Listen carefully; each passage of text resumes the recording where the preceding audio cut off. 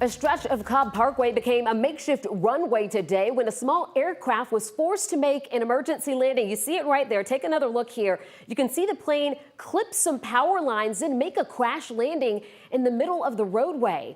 While Cobb Parkway isn't the most conventional landing strip for an airplane, one flight instructor we spoke with says there are ways for surviving an emergency like this. John Crater is a flight instructor with Advanced Aviation out of Lawrenceville. He says his students run through emergency scenarios just like this, but he stresses that open fields are the most desired places for making an emergency landing rather than a street or highway.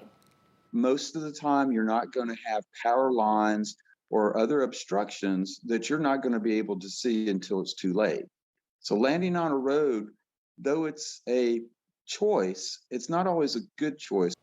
Crater has roughly 35 years of flying experience, but says an emergency landing like today's in Cobb County can happen at any time. He talked about a recent flight he had with his plane losing all electrical power and experiencing spotty communications with air traffic controllers on the ground. We got clearance for the approach. Radio went dead, and we just made the approach. And we had clouds that were only about 400 feet above the ground. So when you popped out of the clouds and you saw the runway position lights, you were really happy. Crater says one of the most important things any pilot has to learn is to never lose self-control when an emergency happens.